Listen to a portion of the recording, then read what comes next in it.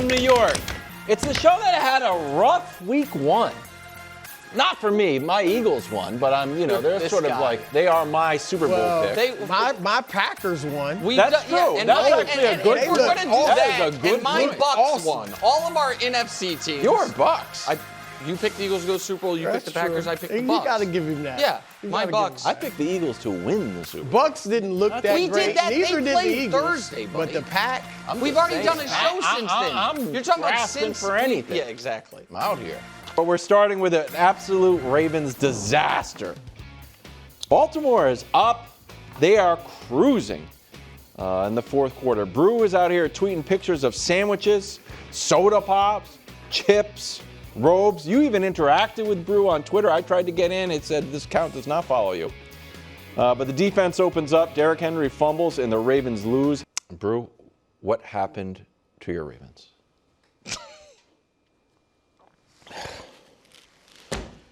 It was a mess.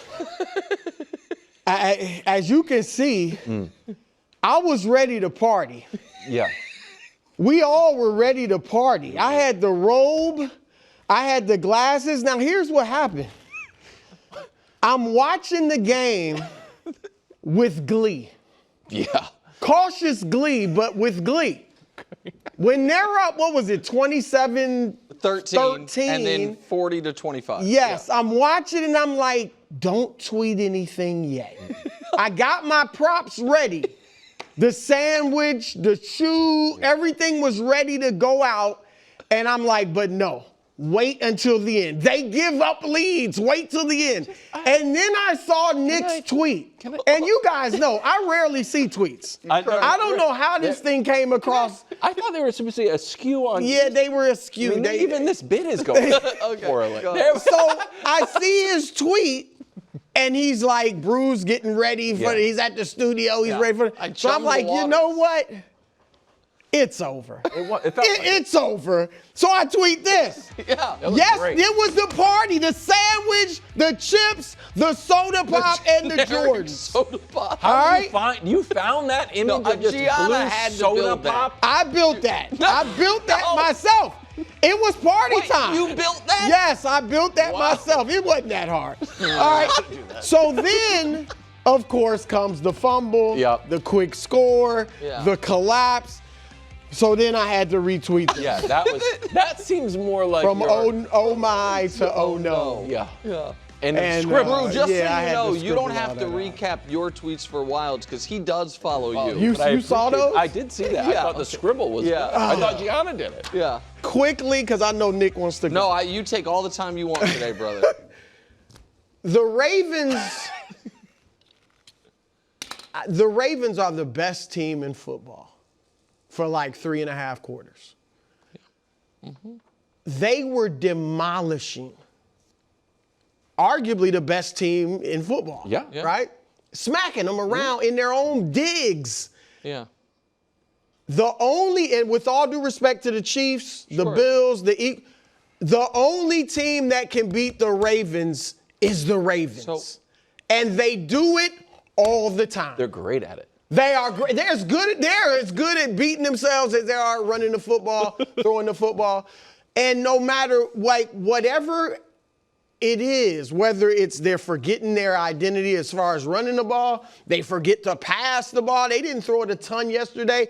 They have missed field goals or extra points. The extra point would have been a tie game had they made that extra point. Sweep to Zay Flowers on the second biggest play of the game instead of letting Lamar or Derrick Henry run the ball. Yeah. I mean, they do, unsportsmanlike penalties, taunting penalties.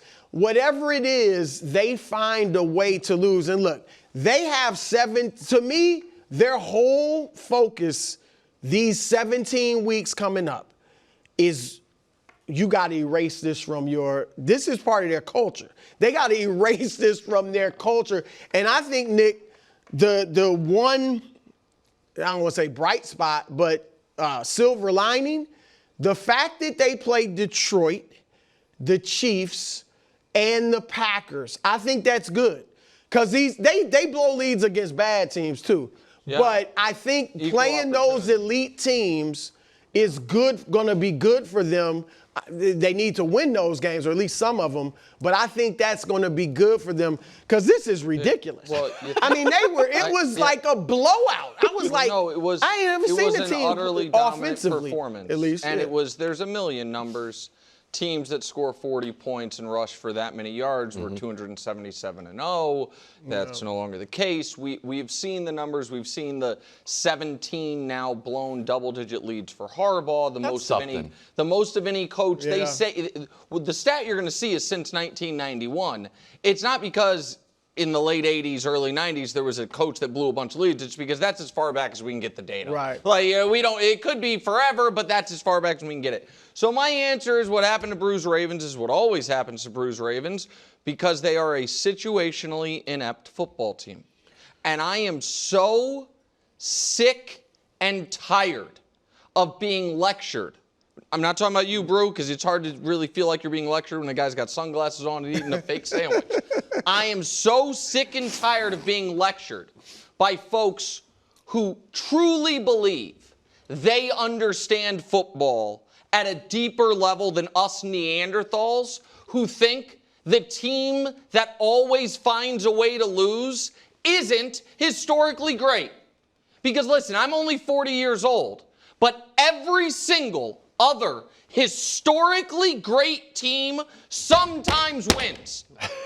Every other historically great team, part of their story is these types of wins, not always these types of losses.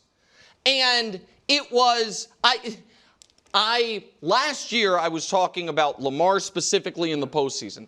This, and I never delete tweets and I never edit tweets, but I was upset with my phrasing of a tweet last night that made it seem like I was saying this was Lamar because it obviously was not Lamar.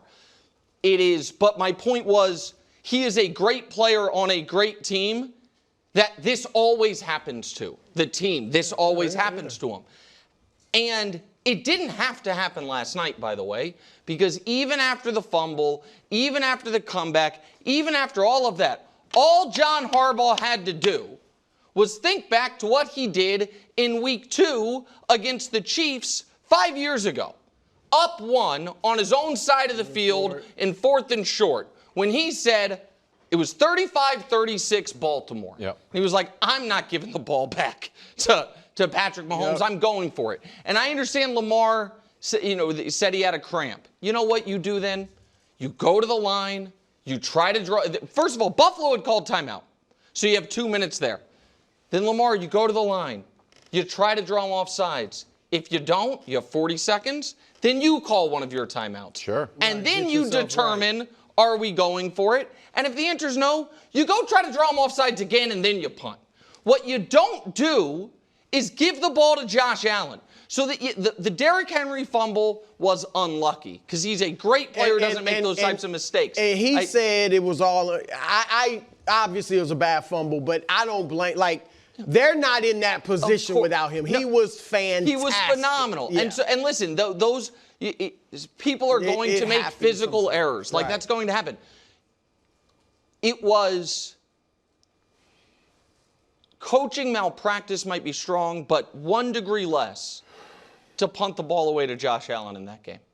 And that is why, and maybe I should have led with this, I do not believe this collection will get over the hump, bro. Well, it's like, I don't think... You're closing the book on the Ravens? I'm closing the book on the Harbaugh-Lamar combo. Oof. And Lamar's obviously not going anywhere. I just think there's so much scar tissue at this point of these types of losses. And I also think when you add to it, and again, it is very clear last night Lamar was phenomenal. Now, absolutely phenomenal. But Lamar has that scar tissue himself, which is one of the reasons I think he gets antsy in the postseason and things like that.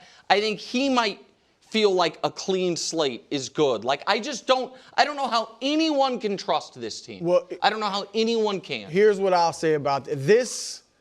And Harbaugh, he's been a good coach, obviously won the Super Bowl. This should be the last chance this season. Wow. Particularly if they lose in similar fashion in the playoffs to the way they've been losing the last few years. Like, this has to be it. Like I said, this is part of their culture. Now, their culture has been defense first, as I talked about last year, and offense second. Now, the offense, at least, is the best, and the defense is pedestrian. So you switch that. Like I said, you got 17 weeks to switch it. Here's the thing with Harbaugh, and he seems to have a great relationship with his guys. He can't all of a sudden turn the screws and become a hardcore coach, because you can't do that. You can go from hardcore to lightening it up on your guys, but to go the other way is tough. I just think this has to be the season where, because they have so much talent, it's ludicrous. So much talent. I was looking at the quarterbacks, thinking of great because Lamar, he obviously has to get that ring, but he's like an all-time great quarterback. Great. I was thinking of all-time great quarterback and running back combos. Terry Bradshaw, Franco Harris, John Elway, Terrell Davis, Troy and Emmett. They all have rings, though. You know, and I'm forgetting one, but like this, they got to get Kurt a Warner, Super Bowl. Marshall Faulk. Kurt Warner, Marshall Falk, that was it. Yeah. They got one ring. So they are so talented, it's ridiculous. Right, but they got here. We got to move to the Bills. I know. Just give me 30 seconds here before we go to the Bills. Here's the other reason that it's not bad luck. If the Bills had converted the 2-point conversion to tie the game, I think Baltimore wins. It was 38-40. There's 100 seconds left. They throw to Keon Coleman. He doesn't get it. If they get it, and it's just like, okay, tie game, go run your offense, Baltimore. Yeah.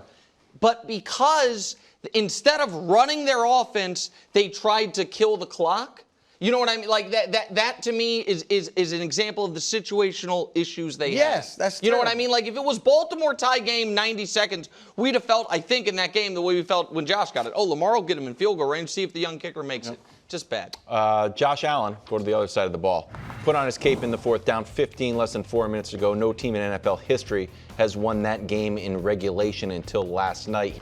Josh Allen in the fourth quarter, 269 total yards and 3 touchdowns. Yikes. What did the Bills prove to you last night, Nick? Oh, listen. Honestly, not much. Really? Yeah, because I knew Josh Allen was great. And if I am a Bills fan, I am over the moon thrilled with the win and quietly concerned about what that game represented for my path to getting over the hump. I agree with that.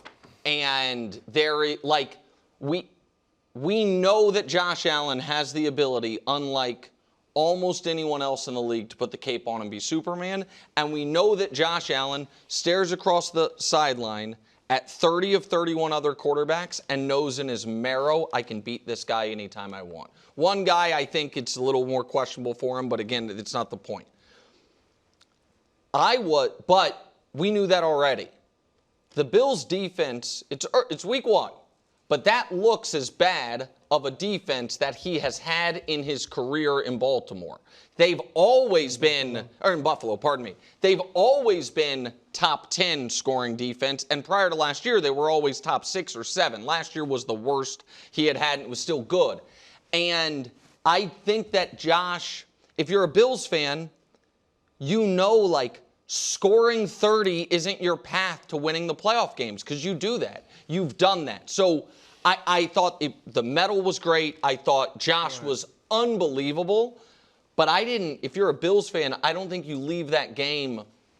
You're relieved and happy you have a tiebreaker. But as far as the team, I don't think you feel overly encouraged, if that makes sense. Mm-hmm. Yeah, you're happy with the win against a great team, another great team, but you were getting gashed. I mean, now that's a great offense, obviously, in Baltimore, but still they had their way with them. And you're right. So they're thinking about some of the other teams out there. Here's what I will say, though. Obviously, the resilience, the toughness they showed. Keon Coleman, not quite what Deion Dawkins said, like a superstar, but he looked good. 8 catches. He had only had more catches than that once last season. So that's a great start for him. He's looking like, and then Joshua Palmer, who came over from the Chargers, played well. Obviously, Khalil Shakir. But the thing that stood out to me, Josh Allen threw it 46 times. No interceptions. Well, In his since 2022, the last time he threw it 40 times or more and had no picks was 2022. So he's thrown for 40 or more passes 7 times in the last couple seasons, and every single one of those times had at least 1 interception. The fact that he could throw it, now some of that might be Baltimore's defense obviously looked bad too, but still, that level, we've always said they took the ball out of his hands so they wouldn't have as many turnovers. Well, yesterday he threw it a ton and didn't have the interceptions. That's big. This is maybe a sad moment for the show because it's one of my favorite graphics. No. But I might have to retire the roller coaster. Wow. He wasn't last year. Right, I was gonna you know say, what we I mean? haven't Like, seen it no, we saw it at the very beginning of last year when he had that 9 for 30 game, remember? And it was lowest completion percentage ever. But he's now starting a second year, and again, it's early, obviously, of not turning the ball over. And when he doesn't turn the ball over, the floor is so high because he's such a great scrambler. He's so tough. You know what I mean? Like that. And to Brew's point, his ability to have a high volume passing game without turning the ball over, really important. Go ahead, KW. Sad day. Why? If we're retiring the Josh Allen roller coaster, he's earned his way out of it. All I've ever been to the Buffalo Bills is fair, honest, and correct. That's right. And I will try to continue that if the roller coaster graphic has to go. Let's head down to Brazil. Chiefs went south and stayed there in the standings, bottom of the AFC West. Mahomes was at times heroic, outplayed by Justin Herbert. Kelsey engaged, this time with Xavier Worthy, whose timetable's unsure. Nick, we always ask if you're worried about the Chiefs, even when the Chiefs are undefeated and they're squeaking out victories. We're like, are you worried? You're like, no, they won. Now they're on a 2-game losing streak. Are you actually worried? So as you said, you've asked me this for years. Yeah. Never got any. And it's always been always been nonsense. Yeah. But what do I always say I owe the audience? Well, honesty and fairness. Honesty. And to some people out there, $1,200. I don't owe anyone money. Sometimes some I poker rooms out there. We'll get I around to don't it. ever carry debts over into the show. Sorry. But I saw Xavier Worthy get hurt on the 3rd play of the season. Mm-hmm. I saw the Chiefs, after never once in Patrick Mahomes' career, go 0 for on 3rd downs in a half until the Super Bowl, then do it again. Eek. I saw the secondary got shredded consistently throughout the entire night. And I saw a guy who I believe is going to be a first ballot Hall of Famer in Chris Jones make a mental mistake that deprived Patrick of a chance of an all-time comeback. So they could, like, 3rd and 14, get the ball back down 6, pull it out of the fire. And I went to bed nervous. And I didn't sleep much. And it was an angsty, bad night. And Saturday I got in an argument with my wife, and she did nothing wrong, but it was because I was mad at the Chiefs and I was walking around like that. And then something magical happened, KW. What? The Ravens lost? Sunday football started. And at 1 o'clock, I'm watching the Cincinnati Bengals. And I'm like, well, they're somehow worse than last year. Defense just as bad. Offense can't protect. Yeah. Then on the other screen, I see the threatening, scary Denver Broncos. No. And Bo Nix is doing his trademark Mac Jones impression. And I feel a little less uneasy. And then 4 o'clock rolls around, and I see CJ still hasn't gotten over his professorial funk ever since post-Caleb. And then the night game happens. And some of that angst returns briefly, but then I see Baltimore is still Baltimore, and if Buffalo's plan is, we'll beat you in a shootout in January, okay, maybe 5th time's the charm. And then I hear this morning, Xavier's day-to-day, not week-to-week or month-to-month, and a total calm came over me. and I slept like a baby last night. Was that game good? No. Did they play well for more than brief spurts? Obviously not. Now that I have seen the full landscape and how every team in the AFC looked, do I think any team in the AFC, both sides of the ball, looked excellent this weekend? Not even close to it. The closest is Greg's Colts. And so, no, I'm not. What about the Chargers? No, obviously, I was leaving out the Chargers. No, the Chargers looked phenomenal. Absolutely phenomenal. And Justin Herbert played the best game of his life. And we'll see if they are the contender that I'm sure Danny and others believe they are. I am less convinced of that. They played great and they deserved the win. Yeah. But am I worried? I was worried. And then I saw the rest of the league on Sunday, and I am no longer worried. Look, I won't write the Chiefs off. We've seen them play poorly, lose games even a few years ago, and come back and win the Super Bowl. But they didn't look good. And Mahomes made magic with his legs. I thought he was big with his legs in the second half. It was almost like he was like upset, which he probably was. Can I show you a graphic to support that? Yeah. Last 25 games, Mahomes has led the team in rushing 3 times. 2 of them were Super Bowls. Yeah. And there was an element when he trucked. I forgot who he trucked. He was trying to get people started. So it Mustafa. felt like Mahomes. In this game. Yeah. When Mahomes like, I have to do my Super Bowl stuff. I prefer not to do that week 1. Yeah, he even did the horizontal pass like he has done in the Super Bowl. He did a lot of Superman stuff too. He did. Yeah, go ahead. Yeah, he looked. I thought he looked good. Obviously, wasn't great throwing the ball, but made some big passes, obviously, and was great with his legs. But the Chargers put it on him. Yeah. I mean, Herbert was phenomenal, and Harbaugh proved to look like a great coach, which we know he is. Their defense, which was one of the best in the league last year, gave up no rushing yards to other than Mahomes scrambling. I was surprised because remember I had said I think the Chargers might beat them in Brazil, could challenge them for the division title. But when they lost Rashawn Slater, I was like, I think they'll still make the playoffs, but they're not a contender.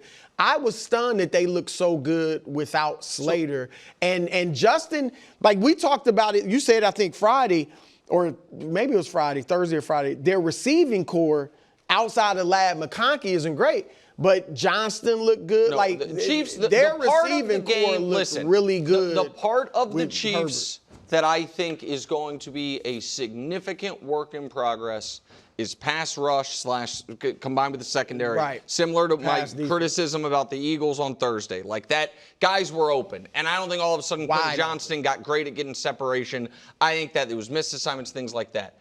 I also, and maybe I'm wrong that the Chiefs played a bad game for them. Like maybe we're like, no, that's just who they are now. I view it as the guy who they built the game plan around went out on the 3rd play. They missed a kick, which led to them chasing points. They had an awful offensive first half. Couldn't run the ball, like you said, aside from Pacheco or Mahomes at all. And Herbert played the best game I think he has ever played in the NFL. And when it was 3rd and 14 with 2 minutes left, I'm sitting there thinking, you get off the field, Patrick's going to roll down. And so maybe he wouldn't have. Maybe I'm wrong. Yeah. They could have gotten 221 yards in the first half. They got 2. Well. I have horrible news. Well. Why are we playing the Prince music? Well, that's the banner music, actually. It's the banner music. If this guy drops a banner, I tell you, for 1-0, you guys could break the show. He has been out on a limb about Herbert. Earlier last week, we asked you, is there any chance he can outplay Mahomes? You're like, 0 chance. We all nodded. The whole world nodded in agreement with you. There was one person brave enough to say, this guy drops a banner. Justin Herbert is not only going to outplay Patrick Mahomes, he's Peyton Manning 2.0. This has been his whole thing, and it came to fruition. Danny, it's a pleasure as always. I hope it was worth it, Parco. Great. Thank you. I'll see you guys at 5. He was Peyton Manning 2.0 for one game. Hey, Danny, your oldest son needs a new godfather. Thanks for watching. Subscribe here to get more from the show and to check out clips from other shows on FS1.